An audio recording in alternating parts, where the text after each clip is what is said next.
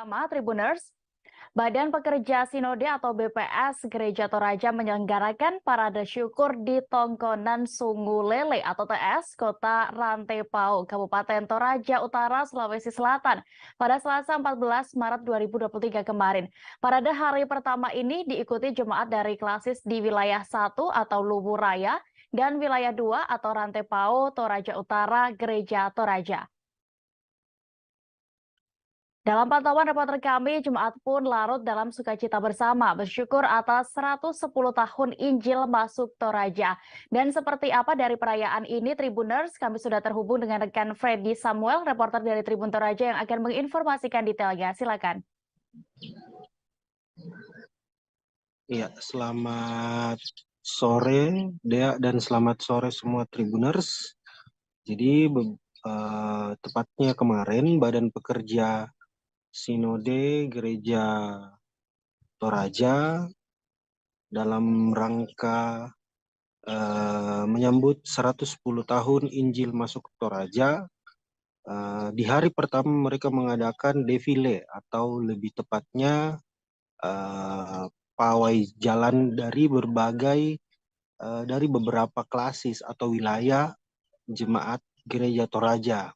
Nah, untuk defile atau pawai saat kemarin ada salah satu hal yang unik. Jadi tidak hanya para peserta atau para jemaat menampilkan baju adat di tiap-tiap daerah, baik itu di baju daerah Toraja maupun baju daerah di kota kabupaten lainnya yang ada di Sulawesi Selatan.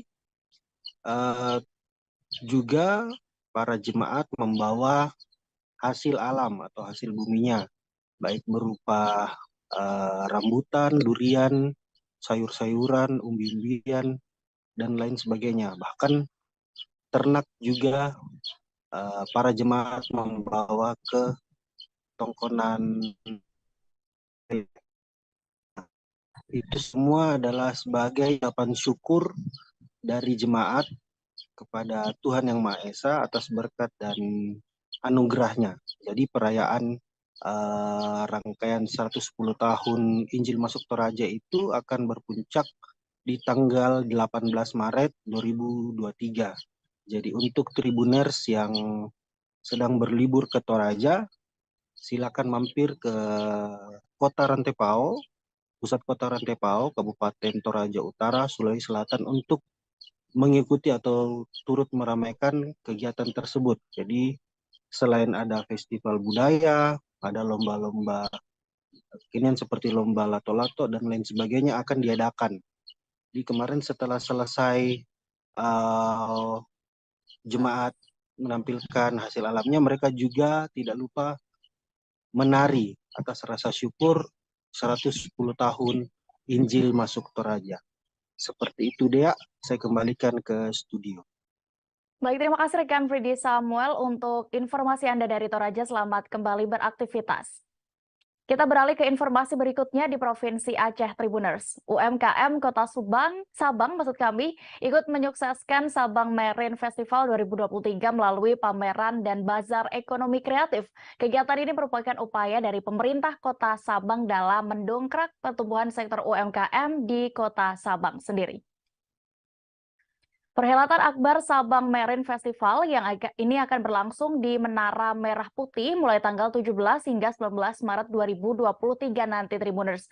Seperti apa persiapannya? Kami sudah terhubung dengan reporter dari Serambi News, ada rekan Aulia Prasetya yang akan menginformasikan. Silakan. Baik, Assalamualaikum warahmatullahi wabarakatuh. Terima kasih Dea dan Tribuners semua. Pemerintah Kota Sabang terus mempersiapkan event Sabang Marine Festival 2023 dengan mengusung konsep aktivitas bahari dan budaya masyarakat Pulau W. SMF 2023 akan dilaksanakan mulai tanggal 17 hingga tanggal 19 Maret 2023 di Kota Sabang. Selain itu, UMKM Kota Sabang juga ikut menyukseskan Sabang Marine Festival 2023 melalui pameran dan bazar ekonomi kreatif. Ini merupakan upaya dari pemerintah Kota Sabang dalam mendongkrak pertumbuhan sektor UMKM di Kota Sabang. PJ Wali Kota Sabang, Reza Falevi, mengatakan ragam UMKM lokal Kota Sabang akan mengisi 20 stand yang telah tersedia, ditambah dengan tempat alternatif yang akan disediakan oleh Disperindak dan UKM Kota Sabang bagi pelaku UMKM lainnya yang ingin menjajakan kulinernya. Lebih lanjut, Reza Falevi juga menjelaskan tempat alternatif ini diharapkan bisa menampung seluruh UMKM yang ingin ikut serta terlibat dalam penghelatan Akbar Sabang Marine Festival. Untuk UMKM yang akan dipamerkan nantinya itu beragam, mulai dari kuliner, kria, juga wastra, dan tentunya menampilkan nuansa daerah wisata dan oleh-oleh khas Kota Sabang. Amatan kita di lapangan saat ini sudah mulai pemasangan bulu UMKM. Dalam 2 hari ini akan selesai. Semua sudah terpasang. H1 pelaku UMKM sudah bisa mengisi tempat booth-nya masing-masing. Lebih lanjut, Wali Kota Sabang juga mengatakan tempat ataupun stand UMKM yang dipamerkan nanti akan mengusung konsep budaya agar menambah kesan tradisional Kota Sabang yang beraneka ragam. Selain itu, Kota Sabang melalui Wali Kota Sabang juga berharap semoga dengan hadirnya perhelatan Sabang Marine Festival 2023 ini akan mendongkrak sektor UMKM yang tentunya akan mesejahterakan masyarakat Kota Sabang. Begitu, Dea, saya kembalikan ke studio. Baik, terima kasih rekan Aulia Prasetya untuk informasi Anda dari Sabang, Aceh. Selamat bertugas kembali. Kita menuju ke kabar berikutnya di Kalimantan Tengah. Dinas Kebudayaan dan Pariwisata menggelar Festival Tambun Bungai 2023. Event ini dijadwalkan berlangsung selama 5 hari, mulai hari ini 15 hingga 19 Maret 2023. Kegiatan ini dalam rangka memulihkan ekonomi pasca pandemi COVID-19 yang membuat para pelaku seni UMKM maupun ekraf sempat mengalami krisis. Seperti apa dari kegiatan ini, Tribuners akan diinformasikan detailnya bersama rekan Devita, reporter dari Tribun Kalteng. Silakan. Ya, terima kasih rekan Dea. Saya Devita, wartawan Tribun Kalteng dari Kota Palangkaraya menyampaikan untuk Festival Tambun Bunga yang digelar oleh pemerintah Kalimantan Tengah melalui Dinas Kebudayaan dan Pariwisata. Untuk persiapan sendiri telah rampung sejak H-1, di mana kegiatan akan berlangsung selama 5 hari, dimulai pada hari ini yakni 15 sampai tanggal 19 Maret 2023. Untuk pembukaan sendiri akan dilakukan nanti malam pada pukul 19 waktu Indonesia Barat atau waktu pukul 7 malam. Ya, sebelumnya Kepala Dinas Kebudayaan dan Pariwisata Kalimantan Tengah, Ibu Adiah Chandrasari menuturkan, festival ini merupakan upaya pemerintah untuk memberikan wadah bagi pelaku seni, baik itu tradisional maupun kontemporer, lalu pelaku usaha mikro kecil menengah atau UMKM, dan pelaku ekonomi kreatif atau ekraf untuk bisa menggeliat kembali. Hal ini dalam rangka pemulihan ekonomi pasca pandemi COVID-19 yang sempat membuat para pelaku seni, UMKM maupun ekraf sempat mengalami krisis. Melalui festival ini diharapkan mereka bisa semangat kembali untuk berkreasi dan berinovasi. Kepala Dinas Kebudayaan dan Pariwisata Kalimantan Tengah juga menyampaikan melalui kegiatan ini diharapkan bisa mendatangkan lebih banyak wisatawan ke Kalimantan Tengah yang tentunya akan berdampak positif pada peningkatan perekonomian di bumi Tambun Bunga ini. Di samping itu, peran masyarakat pun sangat penting dalam mempercepat pemulihan ekonomi sehingga masyarakat diajak untuk turut menyukseskan Festival Tambun Bungai 2023. Untuk memeriahkan Festival Tambun Bungai 2023 ini, Disbudpar Kalteng telah menyiapkan rangkaian acara yang dapat menarik minat pengunjung. Antaranya adalah Kalteng Like Festival, Bajar UMKM, Ekonomi Kreatif, lomba foto dan vlog, atraksi seni dan budaya, panggung hiburan, selanjutnya juga ada fashion show benang bintik, LED fashion show, dan fashion show yang biasa. Lalu ada juga lomba tari kreasi daerah, lomba bakesah atau lomba bercerita, dan jalan sehat. Juga akan ada panggung hiburan yang diisi baik artis lokal maupun artis ibu kota, seperti diantaranya Benap, dan Danar Widianto yang jebolan ajang X-Factor Indonesia. Ya, acara ini rencananya akan dibuka langsung oleh Gubernur Kalimantan Tengah Bapak Sugianto Sabran bersama wakilnya Bapak Edi Pratowo, serta akan dihadiri jajaran pejabat pemerintah Provinsi Kalimantan Tengah. Ya, mungkin sekian saya sampaikan, kembali ke studio. Baik, terima kasih rekan Devita untuk informasi Anda. Tribuners, reporter kami juga sudah menghimpun wawancara langsung bersama Kepala Disbudpar Kalteng, Adia Chandra Sari. Berikut liputannya. Oke, baik. Jadi Festival Tambun Bunga ini adalah satu wadah ya untuk bagi mereka para pelaku seni, baik itu seni tradisional maupun kontemporer, kemudian juga untuk para pelaku UMKM dan pelaku ekonomi kreatif.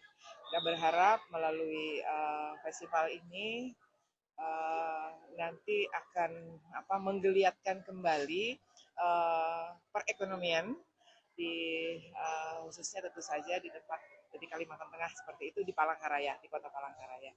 Kita berharap melalui ajang festival ini dalam rangka pemulihan ekonomi pasca pandemi COVID-19 itu berdampak positif untuk perekonomian khususnya di Kota Palangkaraya, Kalimantan Tengah.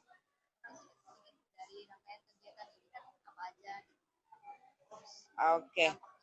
Iya, jadi pelaksanaan kegiatan ini selama 5 hari dari tanggal 15 sampai dengan tanggal 19. Jadi pembukaannya besok. Pembukaan itu dirangkai juga dengan kalender launching kalender of event-nya. Program Mudik Gratis 2023 oleh Kementerian Perhubungan atau Kemenhub disambut antusias cukup tinggi warga Kota Bekasi. Hal ini terlihat ketika warga mendatangi posko validasi mudik gratis di Terminal Kayu Ringin, Bekasi. Warga yang datang pun bergantian mengantre di tempat duduk yang telah disediakan oleh petugas. Selanjutnya, nanti mereka melakukan validasi data kepada petugas sekaligus melakukan pencetakan tiket mudik gratis dari Kemenhub tersebut. Dan seperti apa situasi saat validasi mudik gratis 2023 ini di Bekasi, Tribuners, kami sudah terhubung dengan rekan Joko Supriyanto, reporter dari Tribun Bekasi yang siap dengan informasinya. Silakan. Baik, terima kasih Dea, bahwa memang menjelang mudik Lebaran sendiri memang beberapa instansi pemerintah mulai menggelar program mudik gratis bagi warga masyarakat khususnya di Kota Bekasi, dan beberapa waktu lalu Kementerian Perhubungan sendiri setelah menyampaikan ada dibuatkan program mudik gratis bagi masyarakat khususnya di wilayah Jabodetabek, dan di Kota Bekasi sendiri memang ada salah satu posko yang sudah disediakan bagi para calon pemudik yang ingin mengikuti program mudik gratis oleh Kementerian Perhubungan ini. Dan kemarin kami Tribun Bekasi sempat menyambangi posko tersebut, dan memang cukup antusias masyarakat sendiri memang cukup luar biasa, mengingat bahwa sebentar lagi memasuki bulan Ramadan dan juga menjelang mudik Lebaran justrunya, dan ini memang sudah ditunggu-tunggu oleh warga masyarakat khususnya warga Kota Bekasi sendiri. Terpantau juga jelas warga sejak pagi sendiri sudah mengantri untuk melakukan validasi data calon pemudik di dalam program mudik gratis oleh Kementerian Perhubungan itu. Dan disampaikan para Tribuners bahwa mudik gratis ini pendaftarannya memang sudah dimulai sejak tanggal 13 kemarin hingga 14 bulan April 2023 nanti. Juga masih ada waktu memang untuk para calon pemudik yang ingin memanfaatkan program mudik gratis dari Kementerian Perhubungan ini. Caranya cukup mudah sebenarnya, tinggal menginstal aplikasi mudik darat, maksudnya mitra darat melalui Play Store maupun Play Store sendiri, dan nanti di situ warga langsung ngisi data terkait aplikasi tersebut, data diri dan sebagainya, lalu memilih tujuan mana yang memang menjadi tujuan mudik Lebaran 2023 mendatang. Setelah itu warga masyarakat atau calon pemudik sendiri bisa mengakses barcode yang sudah tertera ketika pemesanan tiket mudik gratis ini sudah berhasil dipesan. Nah, barcode tersebut nantinya dibawa untuk melakukan validasi di posko mudik yang sudah tersedia. Di Jabodetabek sendiri ada sekitar 5 lokasi posko validasi mudik gratis Kementerian Perhubungan ini. Salah satunya memang di Kota Bekasi, yaitu Terminal Kayu Ringin Bekasi Selatan, Kota Bekasi. Dan masyarakat tinggal menyampaikan kepada petugas di sana bahwa mereka sudah berhasil mendaftarkan program mudik gratis ini dengan membawa KTP maupun KK begitu. Dan disampaikan kembali kepada masyarakat juga bahwa mudik gratis ini ada sekitar 28 titik tujuan di diantaranya 4 provinsi begitu, yaitu Provinsi Jawa Barat, Jawa Tengah, dan juga Jawa Timur, dan juga Sumatera. Dan disampaikan bahwa beberapa akhir ini memang tujuan Jawa Tengah dan Jawa Timur sendiri memang mayoritas tertinggi begitu untuk warga yang mendaftarkan tujuan Jawa Tengah dan Jawa Timur sendiri. Dan pendaftaran sendiri juga masih berlangsung, dan masyarakat yang sudah melakukan pendaftaran sendiri bisa menyambangi posko validasi atau posko mudik Kemenhub yang tersedia di beberapa lokasi, termasuk di Kota Bekasi, tepatnya di Terminal Kayu-Ringin Kota Bekasi. Begitu laporan dari Tribun Bekasi, kembali ke Dea. Baik, terima kasih rekan Joko Supriyanto untuk informasi Anda. Dan Tribuners, berikut kami tampilkan keterangan dari kasih angkutan tidak dalam trayek Dishub Kota Bekasi, Permana, dan juga salah satu warga Kota Bekasi yang peserta mudik gratis ini. Berikut selengkapnya. Kemarin ini ya. melalui online berarti ya. Di sini validasi aja.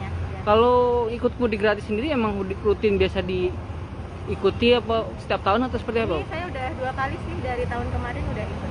Ikut di layanan mudik gratis Ya, Menhub berarti ya? Sama? Menhub juga? Oh iya, sama. Oke. Bu, kalau tujuannya kemana? Saya ke Wonogiri. Ke Wonogiri. Untuk yang sekarang ya, jadi mudik gratis ini kan diselenggarakan oleh Kementerian Perhubungan ya. Jadi kemudian ada mudik gratis melalui 4 kota tujuan ya, yaitu Jawa Barat, Jawa Tengah, Jawa Timur, dan satu lagi Sumatera. Nah, dari beberapa titik itu ada 28 tujuan titik arus mudik, ya kan? Jadi terbagi nanti di sini ada 8 kota untuk arus balik. Yang pertama, untuk kegiatan ini sendiri dimulai dari tanggal 13 Maret sampai dengan 14 April. Jadi ya 1 minggu atau 14-12 hari menjelang hari H-nya. Seperti itu. Pak, kalau untuk pendaftarannya sendiri itu masyarakat seperti apa sih Pak harus? Kota Samarinda yang berada di Kalimantan Timur memang memiliki banyak destinasi menarik untuk dikunjungi Tribuners. Selain wisata alamnya, kota ini juga punya banyak tempat-tempat asik buat nongkrong, santai, dan untuk kegiatan di luar rumah termasuk tempat ngopi. Coffee shop kini pun banyak tersebar di sejumlah penjuru kota, tepian hingga permukiman. Seperti salah satunya di permukiman kawasan Jalan Bukit Rumbia, Kecamatan Samarinda Ilir bernama Kopi Jai. Seperti apa dari kedai kopi satu ini, Tribuners, dan apa penawaran menariknya? Kami sudah terhubung dengan reporter dari Tribun Kaltim, rekan Nefrianto Herdi. Silakan dengan informasi Anda. Ya, Assalamualaikum warahmatullahi wabarakatuh. Cek semangat sore Tribuners. Baik, bagi para penggemar kopi atau penikmat kopi, tepatnya yang ada di Kalimantan Timur dan di kota tepian Samarinda, itu ada satu tempat ngopi yang kebetulan memang berbeda ya daripada tempat ngopi seperti biasanya di dataran tinggi, ya. Ini di sebuah jalan namanya Jalan Rumbia, Gang 1 di Kecamatan Samarinda Ilir, Kota Samarinda, Kalimantan Timur.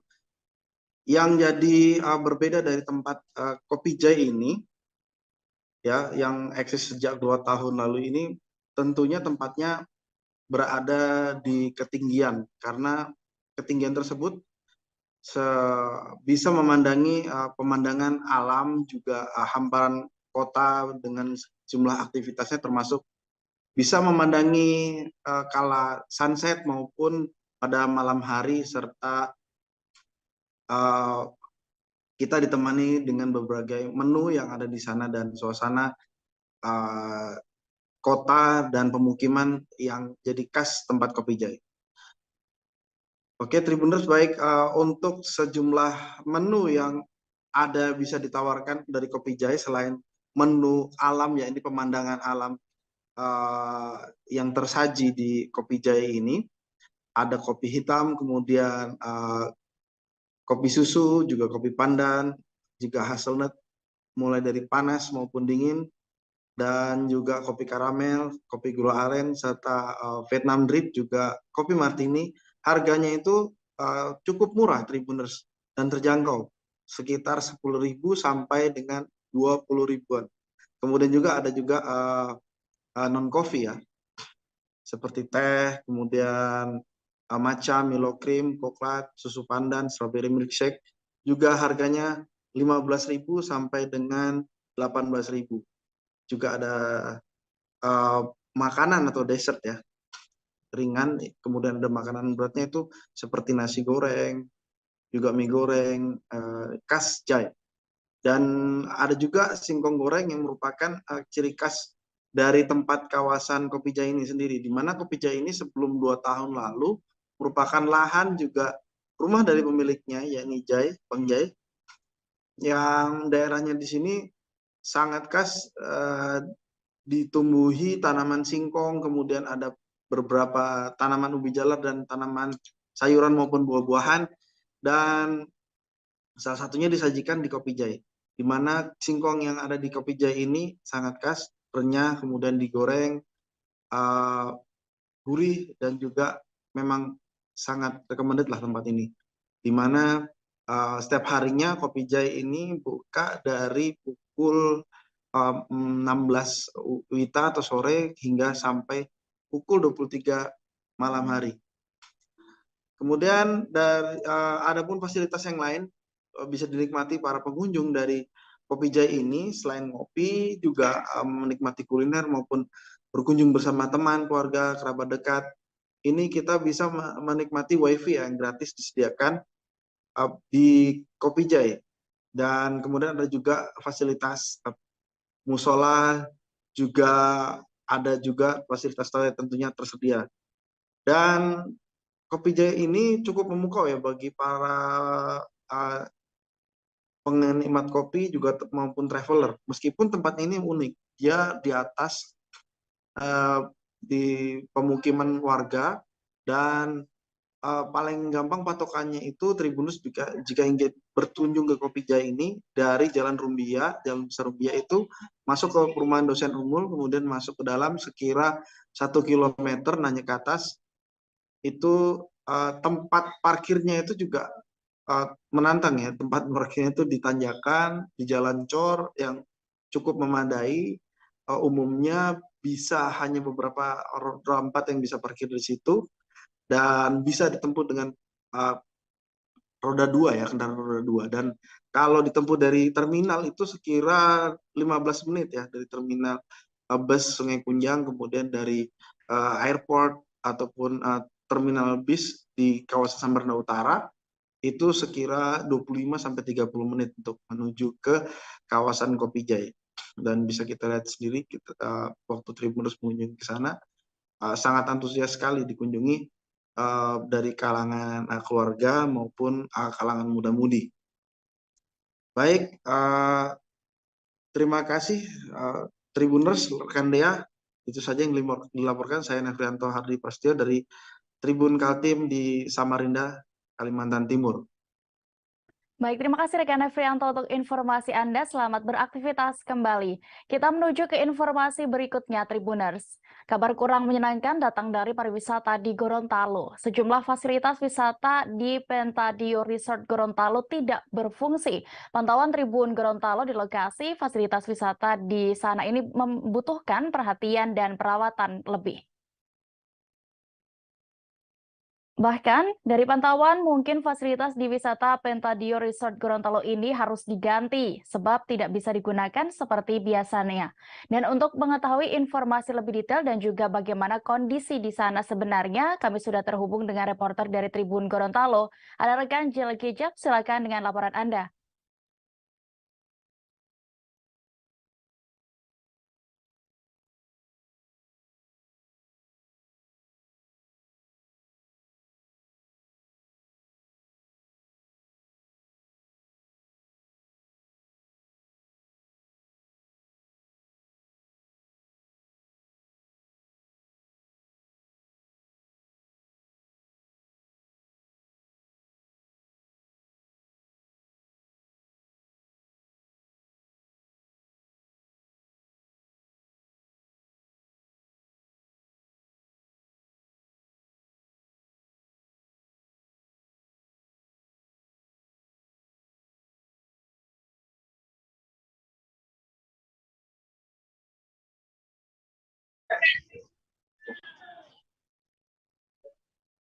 Ya, kami sudah terhubung dengan rekan Gia Gijab. Silakan dengan informasi Anda, rekan.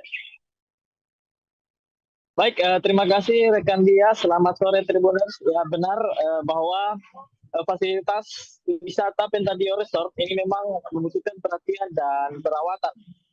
Nah, di mana bahkan fasilitas di wisata Pentadio ini nampak begitu perlu diganti sebab tidak bisa digunakan lagi ya. Nah, pengelola wisata Dinas Kepemudaan, Olahraga dan Pariwisata atau Disporapar Kabupaten Gorontalo saat itu mengakui bahwa mereka sedang mengusulkan permintaan anggaran untuk renovasi wahana di Pentadio Resort. Misalnya wahana sepeda air dan komedi putar yang juga kini reot dan tidak bisa digunakan. Nah, padahal wisata ini termasuk salah satu wisata yang paling ramai dikunjungi.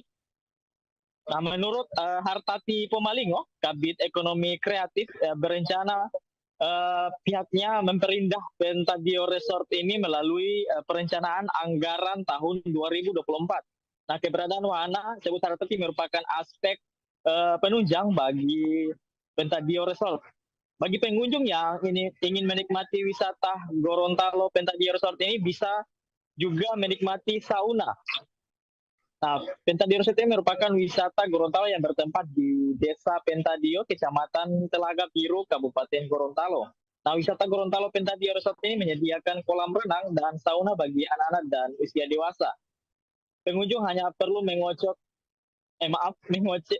merogoh kocek sekitar Rp20.000 untuk bisa menikmati sauna ini. Nah, Pentadio Resort ini memiliki 2 kolam renang, satu untuk anak-anak dan satu lagi untuk remaja dan orang dewasa. Bagi pengunjung yang ingin bersauna di Pentadio Resort dapat memilih 3 tempat berbeda, yaitu sauna umum, sauna keong, dan sauna VIP. Nah, ketiga tempat ini berbeda-beda untuk segi fasilitasnya. Nah, Pentadio Resort juga merupakan kawasan bangunan cottage yang tepat di samping Danau Limboto. Untuk menikmati Danau Limboto lebih dekat, maka Anda bisa langsung datang ke Pentadio Resort. Demikian dia. Baik, terima kasih rekan Gia Gijab untuk informasi Anda. Selamat bertugas kembali. Dari Gorontalo, kita beralih ke Sumatera Selatan Tribuners. Banyaknya angka kelahiran membuat Rumah Sakit Siloam Sriwijaya atau Siloam Hospital Group menghadirkan layanan NES. Yang ini merupakan layanan lengkap dan fasilitas mutakhir yang didukung oleh tim dokter multidisiplin. Dengan mengambil program layanan NES ini, ibu yang hamil akan dimanjakan dengan layanan yang ada. Setelah melahirkan pun, ibu dan ayah atau orang tuanya disiapkan dinner dengan menu yang spesial. Seperti apa dari program NES ini, Tribuners, kami sudah terhubung dengan rekan Tribun Sumsel. Ini ada rekan Linda, silakan dengan informasi Anda.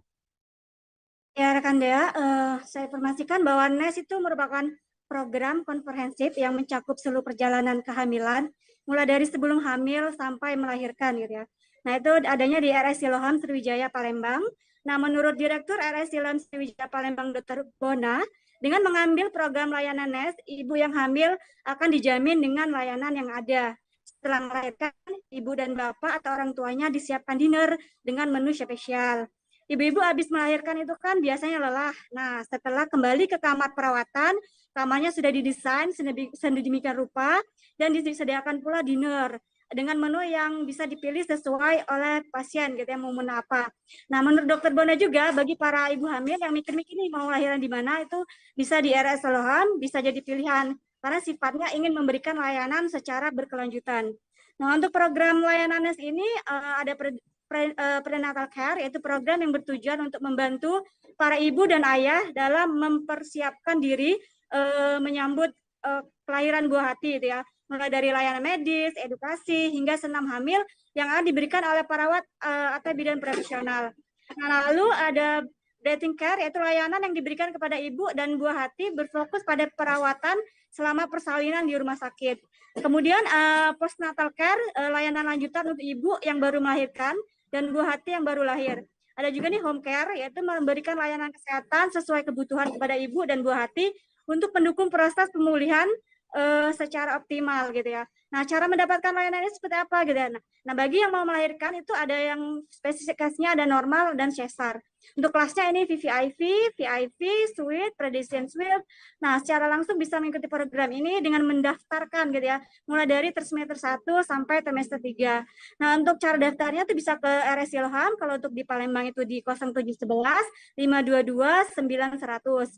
Atau di kontak senternya tuh di 1500 181. Untuk biayanya sendiri nih, kalau untuk biayanya itu mulai dari 27 jutaan untuk paket persalinan yang normal dan 40 jutaan untuk paket yang sesar gitu deh.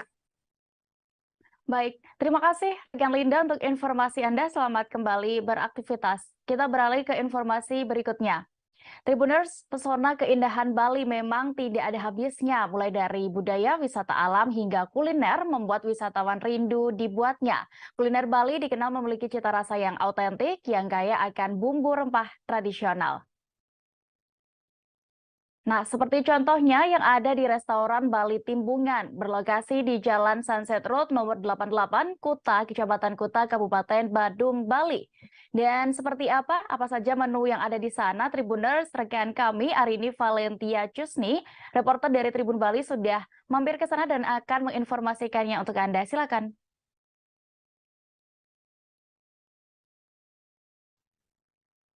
Halo, selamat sore rekan Dea dan Tribuners. Jadi pesona keindahan Bali itu memang tidak hanya wisata alamnya saja, namun juga kulinernya membuat rindu ya. Nah, salah satunya restoran yang mengusung konsep Balinese food itu ada di restoran Bali Timbungan yang berlokasi di Jalan Sunset Road nomor 88 Kuta, Badung, Bali. Nah, per Maret 2023 ini, Bali Timbungan tuh nggak berhenti untuk improve dan juga mengeluarkan menu-menu baru. Adapun menu baru mereka yaitu serosop ayam kelungkung, selungsung sambal kecarum, dan juga bubu belayak Singaraja. Nah, gak hanya menu utama itu aja, tapi juga mereka mengeluarkan menu dessert, yaitu biu bakar karamel, dan minuman es kut pandan dan es koko pandan. Serosop ayam ini berasal dari Kelungkung, salah satu daerah timur yang ada di Bali, dan selungsung sambal kecarum ini sambalnya dari Negara, dan juga bubu belayak berasal dari Singaraja. Serosop ayam kelungkung itu adalah menu autentik dari Kelungkung yang menggabungkan ayam dengan susu kelapa dan saus tradisional Bali dengan sambal embe. Selungsung sambal kecarum sendiri adalah menu ikan dori yang disajikan dengan sop ikan cerancam dan juga sayuran dengan saus sambal tomat. Nah, menu ketiganya yaitu bubu belayak, yaitu menu dari Singaraja yang menggabungkan tipat atau lontong dengan rasa autentik dengan ayam goreng, dengan juga sambal embe dan juga sayur urap. Selain menu baru tersebut, di Bali Timbungan itu adalah menu bestsellernya yaitu bebek timbungan. Kenapa dia menjadi bestseller? Karena kunci kenikmatan pada bebek timbungan ini terletak pada teknik memasak yang lambat atau slow cook dengan menggabungkan bambu dan juga asap dari api yang kecil. Selain itu, rekan Dea, di Bali Timbungan juga ada beberapa menu Balinese lainnya yang disajikan seperti ayam betutu khas Gilimanuk yang dihidangkan dengan pelecing kangkung dan juga sambal matah. Tak hanya menghadirkan menu autentik, Bali Timbungan juga berupaya melestarikan tradisi megibung nih Tribuners. Jadi megibung itu kalau dalam tradisi Bali itu kita makan bersama dalam satu wadah dan juga duduk dalam posisi melingkar yang penuh dengan nilai kebersamaan. Ternyata di menu megibung itu pilihan menunya ada dari olahan laut ataupun seafood.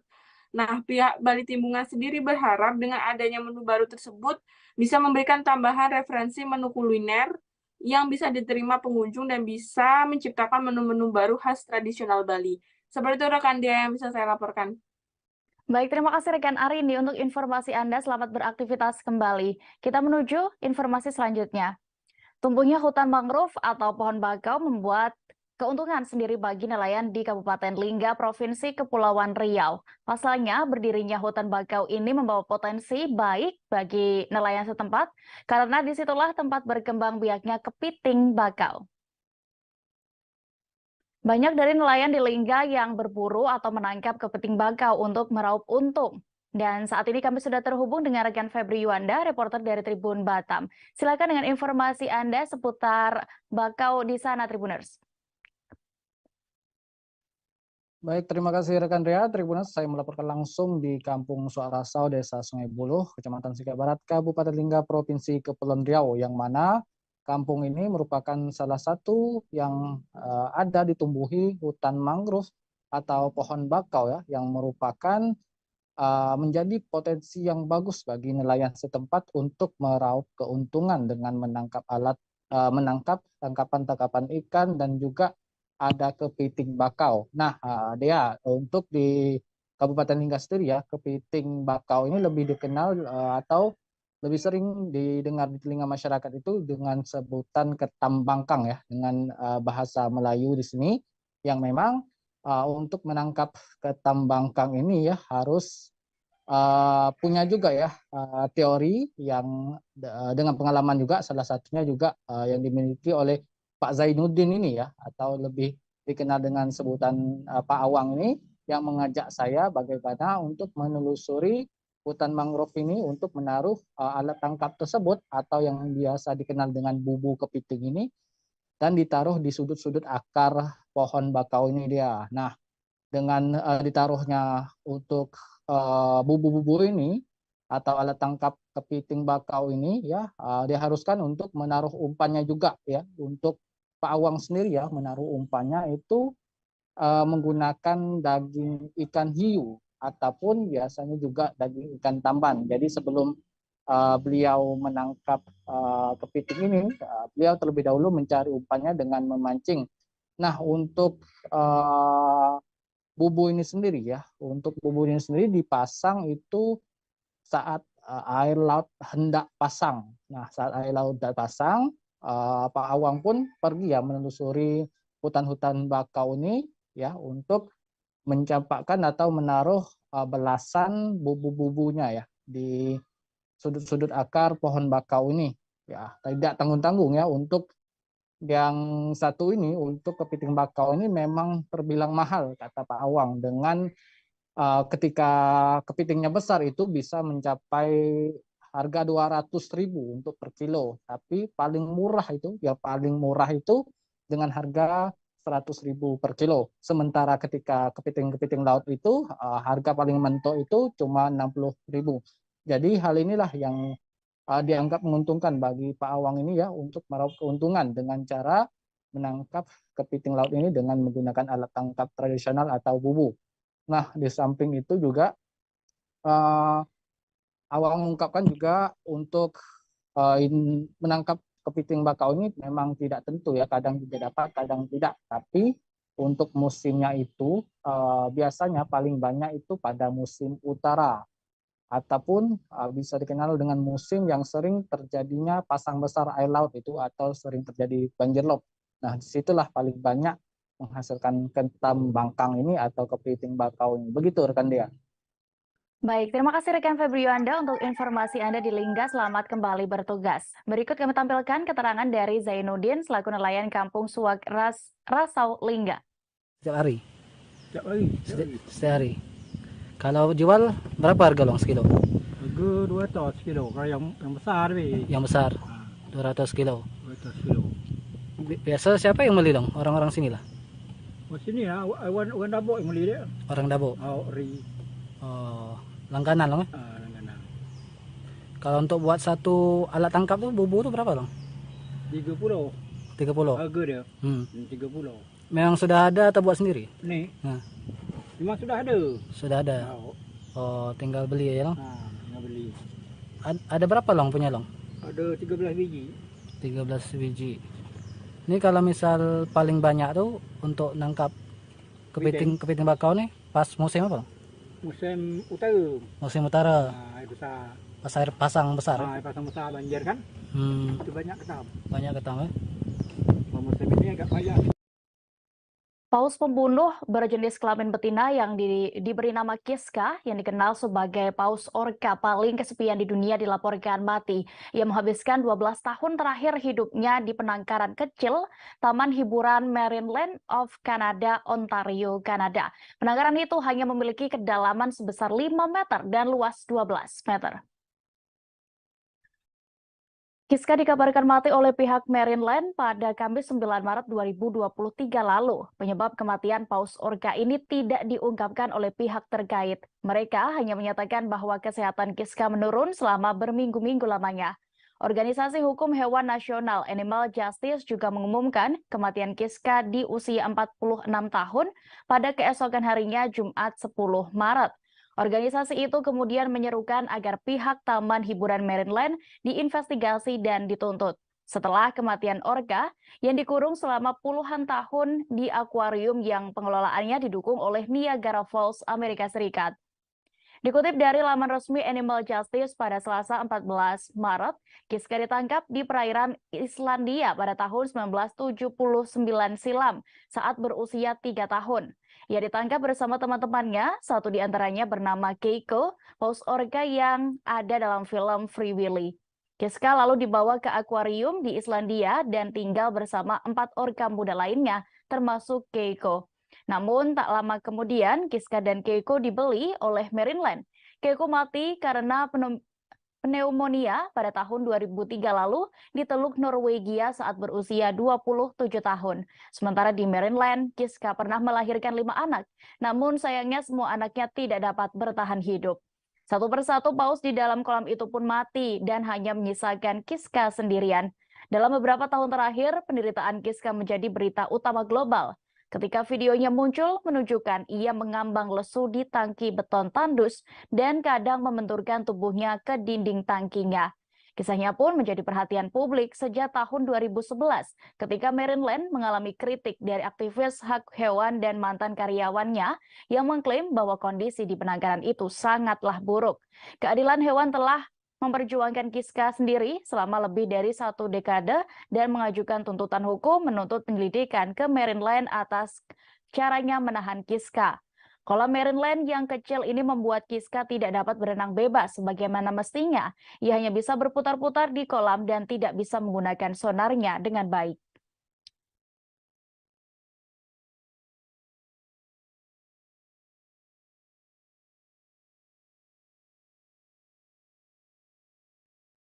Tribuners, kita beralih ke informasi berikutnya seputar makanan. Setelah pisang goreng, kini giliran pempek yang masuk dalam jajaran makanan terbaik di dunia. Baru-baru ini, makanan olahan ikan khas Palembang, Sumatera Selatan satu ini masuk dalam jajaran sebagai seafood terenak di dunia. Bahkan, pempek menempati posisi keempat versi tes Atlas, mengalahkan sushi dari Jepang. Tes Atlas memberikan daftar seafood dari seluruh penjuru dunia yang paling enak. Terdapat 50 seafood terenak di dunia. Dalam daftar tersebut termasuk pempek dari Palembang.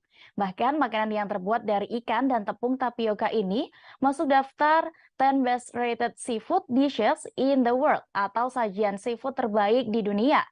Pempek menempati urutan keempat dengan skor 4,7 dari 5. Makanan khas Palembang itu bersanding dengan seafood lainnya asal Portugal, Spanyol, dan Peru. Hal ini diumumkan pula dalam akun Instagram Kementerian Pariwisata dan Ekonomi Kreatif dan Menteri Pariwisata dan Ekonomi Kreatif sendiri yakni Sandiaga Uno. Unggahan Sandiaga Uno pun mampu menarik perhatian dengan jumlah like hingga 35.000 lebih. Sebagai informasi, pempek sendiri merupakan makanan dengan bahan utama tepung dan ikan. Namun, resep untuk meracik pempek ini memerlukan beberapa bumbu secara khusus. Memakai bumbu racikan yang beragam, membuat pempek mampu menghasilkan cita rasa yang begitu khas. Terlebih lagi, ciri khas pempek yang menonjol yaitu perpaduan dengan cuko yang memiliki cita rasa pedas. Tak hanya itu, pempek juga memiliki jenis yang bermacam-macam. Jenis pempek ada lenjer, kapal selam, keriting, pistel, adaan, tahu, kemudian kulit, dan lain sebagainya. Pastinya dengan pempek masuk dalam daftar sajian seafood terbaik di dunia ini, kuliner satu ini akan semakin dikenal di kancah mancanegara.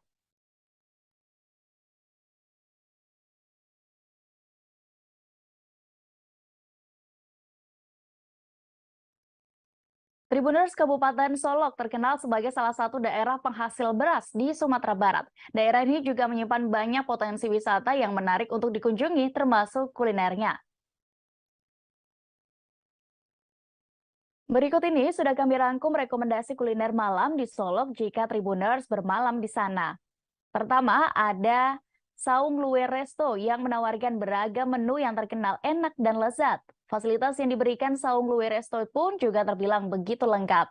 Untuk menunya sendiri, Tribuners bisa memesan paket lele, ayam, nila, dori, hingga soto Medan.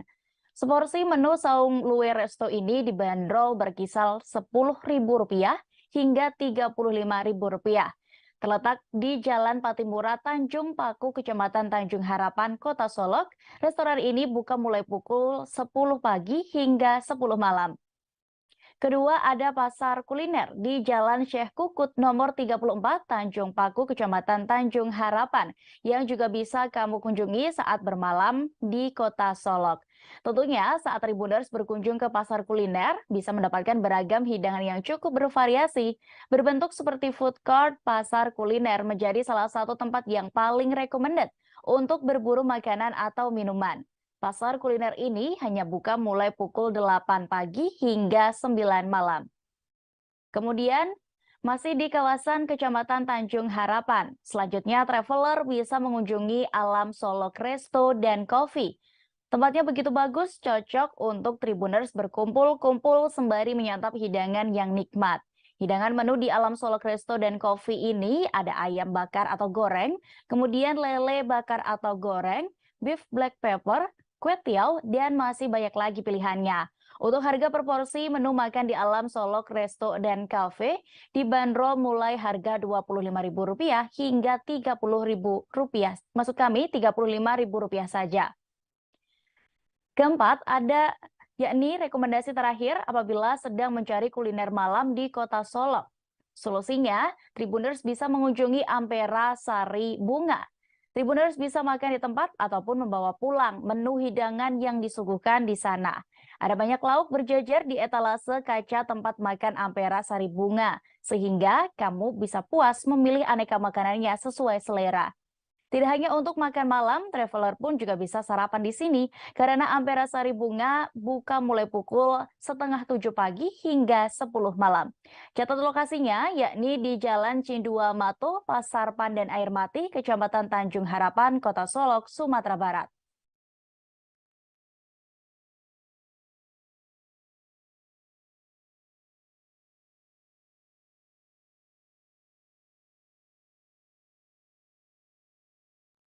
Informasi tadi sekaligus menutup perjumpaan kita hari ini, Tribuners. Terus saksikan live travel update setiap harinya untuk mengetahui informasi terkini terkait wisata dan kuliner daerah di seluruh kanal Tribun Network. Jangan kemana-mana, karena sesaat lagi rekan kami Justina Kartika akan bergantian menemani Anda dalam program live update sore. Dan saya Diamita beserta kru yang bertugas pamit. Terima kasih atas kebersamaan Anda. Sampai jumpa.